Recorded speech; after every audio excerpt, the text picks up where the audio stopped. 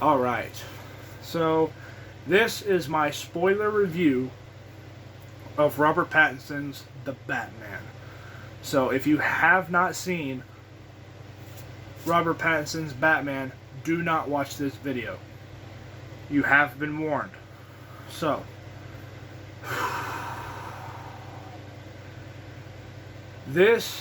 that ending scene was a very mean and evil tease.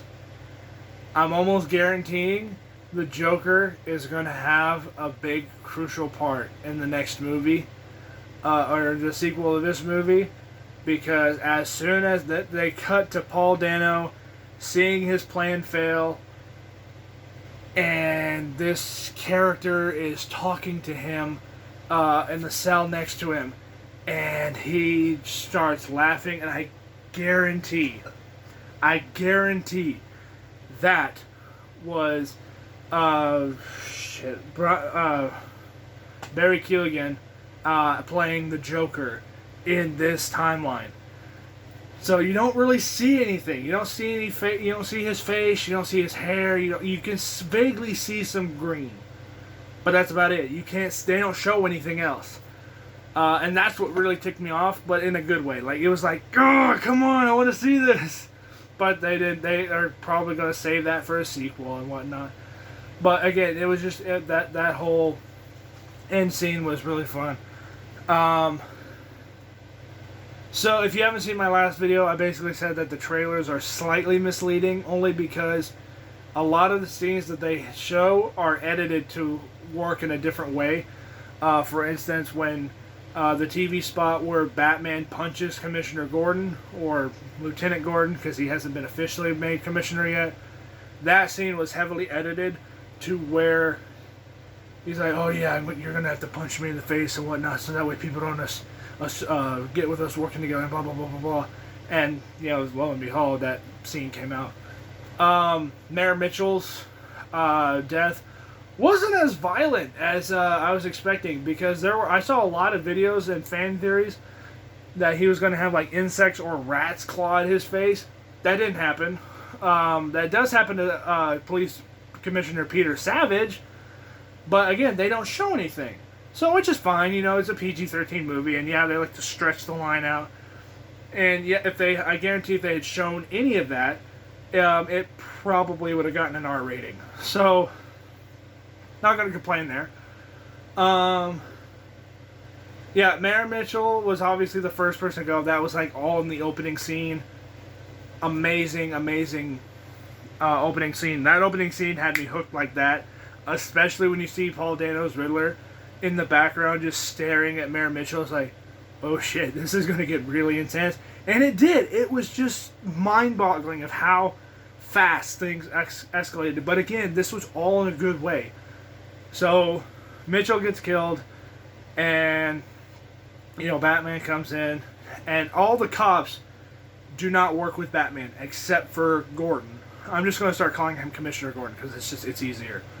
So, all the cops that are there are like, why is this guy here? Like, he's not a cop, he's not a detective, he's just a dude in a bat suit.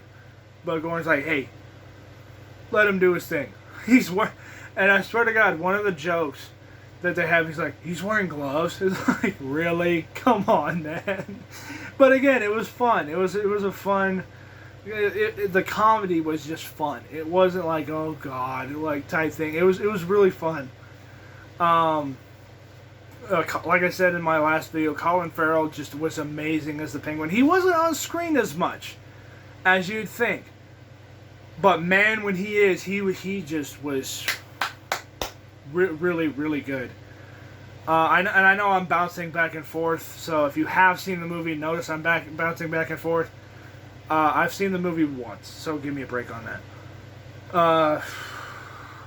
The whole Catwoman storyline I thought was really well done, because each character got their own time to shine.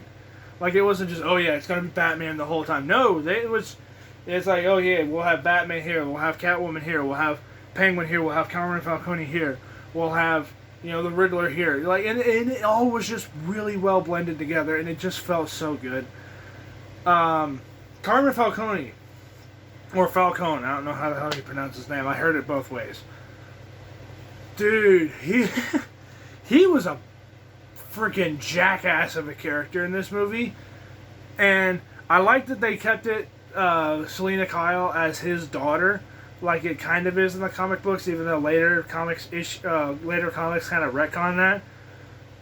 But I think it works better in that sense that, you know, it totally fits. And honestly, I don't think Carmen Falcone is dead, because there's a moment in the movie where the Riddler does shoot him underneath a spotlight, which is one of the riddles, like, oh, bring him to the light and the rat will be revealed, or some I don't remember how the riddle went.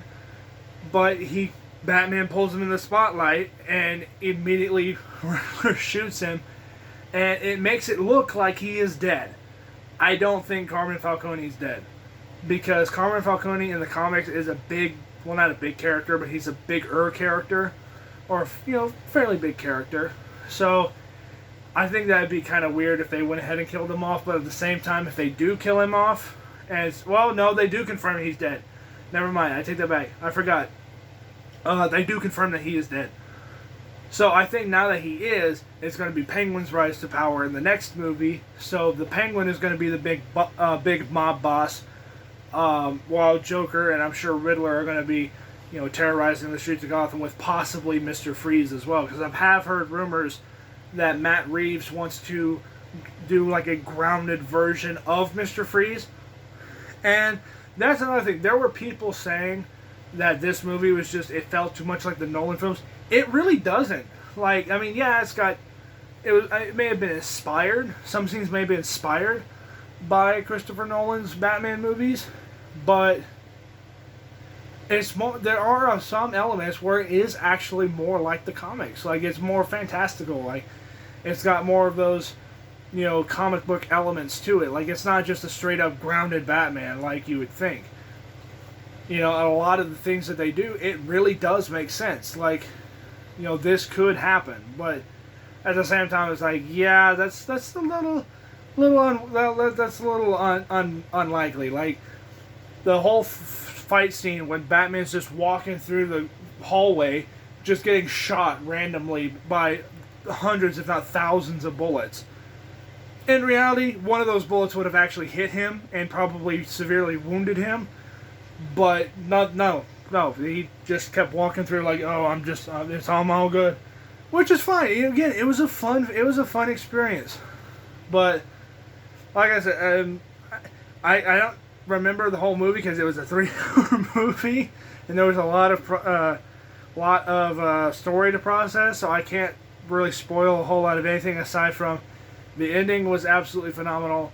I love when Batman is interrogating Paul Dano's Riddler, and he's like, you don't even know, what the whole game is, and it's like, he just goes back to his apartment, rips up the freaking carpet, and you see the whole map of Gotham, and as soon as he's like, oh my god, he's gonna start blowing shit up, and flood the streets.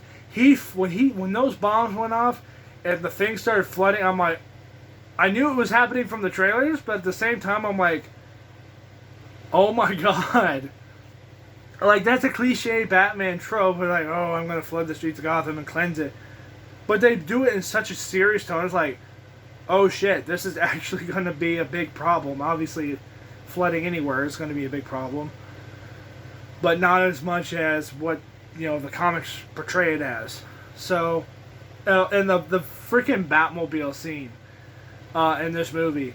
I remember when I was watching it, I'm like, okay, I want to see the Batmobile. Give me the Batmobile. And as soon as they freaking showed off that Batmobile, I was just like, I love this movie. Like, I was liking the movie even before that, but even if they didn't have the Batmobile in this movie at all, I was still going to enjoy the movie. But that Batmobile chase scene was just perfect. I think the Batmobile chase scene in this movie easily beats the chase scene in The Dark Knight and Batman Begins. But again, that's just my opinion.